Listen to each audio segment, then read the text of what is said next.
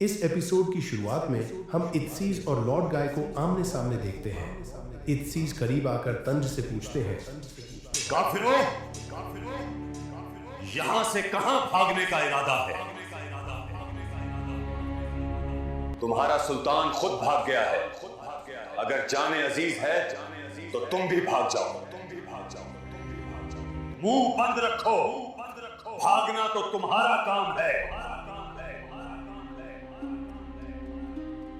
उनके इशारे पर इब्राहिम दूसरी दिशा से निकलता है और काफिरों को पूरी तरह घेर लेता है।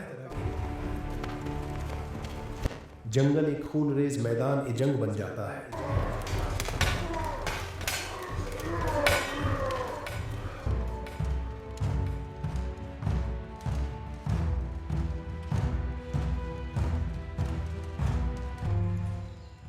इस बार एक भी गलती बर्दाश्त नहीं करती। सलाहुद्दीन को जिंदा छोड़ना मना है।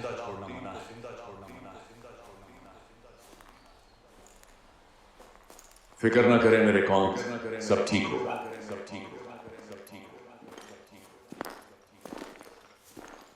बोरू भी दूसरी दिशा से अपने दस्ते के साथ आ रहा होता है और एक जगह रुककर तुराब से कहता है, इलाका साफ है। तुराब, तुम यहीं ठहर जाओ। मैं जाकर देखता हूं कि किले में कैसे दाखिल हो सकते हैं। यह कहते ही बोरू सावधानी से आगे बढ़ता है, मगर बालियान की नजर उस पर पड़ जाती है। ये बोरो अकेला यहाँ क्या कर रहा है? दोस्तों आप इतना रखिए, आगे और कुछ बहुत होने वाला है। आप देखते रहे, आगे आप देखें और कुछ बड़ा हो रहा है। मेरे कौन, क्या ये आपका पीछा कर रहा है? तुम यहीं रुको, मैं बोरो को पकड़कर वापस आता हूँ। इस तरह सलाहुद्दीन से मिलने खाली हाथ नहीं जाएंगे। यह कहते ही बालियान अकेला बोरू के पीछे निकल पड़ता है और एक सुनसान जगह पर उसे घेर कर रोक लेता है। कभी ख्वाब में भी ना सोचा था कि तुम अकेले इस तरह मेरे सामने आ जाओगे। धोखे की कीमत अब अदा करो। बोरू अचानक झटका देकर कोहनी मारता है और बालियान को खाई में गिरा देता है। काफिरों की सजा सबसे गहरी पिस्ती है, ऐसा गढ़ा जिसकी कोई तह नहीं। उधर कैरक का किले के अंदर मीला बेहद बेचैनी से कमरे में टहल रही होती है और कहती है,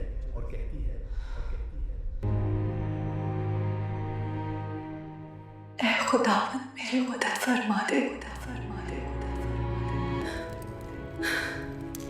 वह अचानक अतीत की एक कड़वी याद में खो जाती है, जब उसकी खाला रो रो कर कह रही थी, मेरे खुदा, मुझे माफ कर और मदद फरमा। और फिर खंजर अपने पेट में घोंपकर खुदकुशी कर ली थी।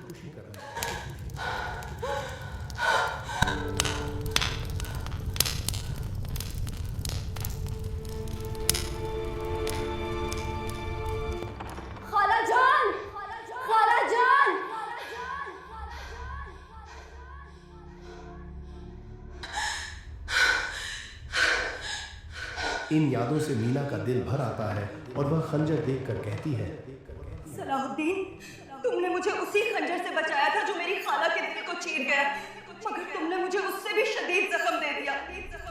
वह कमरे से निकलने ही वाली होती है कि मारिया अचानक आ जाती है। कहाँ जा रही हो? तुम्हारी सांसें क्यों फूली हुई हैं? तुम ठीक तो हो ना? तुम वो नहीं करोगी जो मैं सोच रही हूँ।